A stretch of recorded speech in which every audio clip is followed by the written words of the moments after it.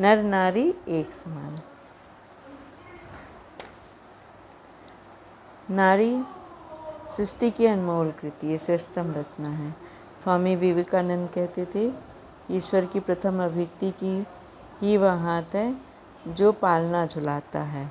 मतलब वो माँ को या एक नारी को संसार में सबसे मतलब श्रेष्ठ मानते थे, श्रेष्ठ नारी या कहिए चेतना का आविर्भाव मानते थे। वो कहते थे कि एक नारी अपने वात्सल्य से, प्रेम से, साधना से, सेवा से, संवेदना से पूरे परिवार, समाज, राष्ट्र को सींचती है। इसी प्रकार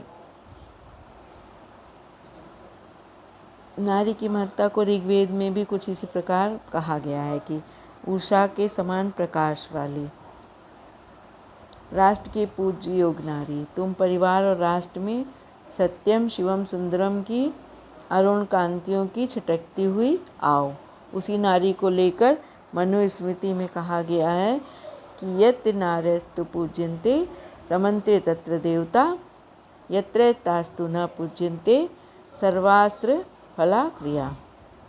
अर्थात जहाँ नारियों की पूजा होती है, सम्मान सत्कार होता है, वहाँ देवता निवास करते हैं। और जहाँ नारियों की पूजा नहीं होती, उनका सम्मान नहीं होता, वहाँ किए गए समस्त अच्छे कर्म निष्फल हो जाते हैं। जिस कुल में स्त्रियाँ कष्ट भोगती हैं, वह कुल शीघ्र ही नष्ट हो जाता है। और जहाँ स्त्रियाँ प्रसन्न रहती हैं, वह कुल सदैव फलता फूलता समृद्ध रहता है। नारी की महत्ता से भारतीय साहित्य भरे पड़े हैं। एक पुरुष अपने पिता के कुल का प्रतिनिधित्व करता है, तो वहीं एक नारी अपने पिता व पति दोनों के कुलों का प्रतिनिधित्व करती है। उसके ऊपर यह दोहरी जिम्मेदारी होती है और वह अपने श्रेष्ठ आचरण व आदर्श से दोनों कुलों को गौरवान्वित भी करती है। इसमें तो भारत की नारियों का तो सर्वोच्च आदर्श है जो हमें देखने को मिलता है। राजपाट हो, रणभूमि में हो या साधना से, कहीं भी नारियों की श्रेष्ठता, क्षमता व प्रतिभा का परचम लहराया है। वैदिक काल में भी देखते हैं कि नारियां वेद पढ़ती थीं। वर्तमान समय में आध्यात्मिक आश्रमों को देखें तो श्री रामकृष्ण परमहंस के साथ माँ शारदा मणि, महर्षि अरविंद के साथ श्री माँ, परम पूज्य गुरुदेव के साथ परम वंदनी माता जी, इस तरह से हम देखते हैं कि सभी महिलाओं का या नारियों का विस्मरणीय योगदान रहा है। भारत स्वतंत्रता संग्राम में रानी लक्ष्मीबाई का और अगणित कई वीरांगनाएं हैं जिनका हम देखते हैं।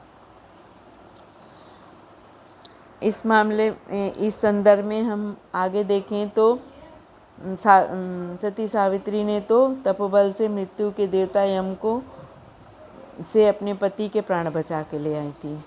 तो हम ये कह सकते हैं कि नारी कोई अबला नहीं है, नारी सबला है और नारी उतनी ही साहसी और सामर्थ्यवान है जितना कि पुरुष। नारियों ने अवसर मिलने पर समय समय पर अपने अदम्य साहस व शक्ति का परिचय बखूबी दिया। वस्तुतः नर और नारी मनुष्य के दो रूप हैं। मनुष्य ईश्वर का अंश है, अतः नर और नारी भी उतनी ही सामर्थ्यवान है जितना ही कि पुरुष। आत्मा ना तो नर है और ना ही नारी है। नर और नारी शरीर तो आत्मा का आचरण मात्र है। इसलिए नर और नारी एक समान है, हमें इसमें कोई भेद नहीं करना चाहिए और नारी को भी उतनी श्रद्धा और सम्मान देना चाहिए। धन्यवाद।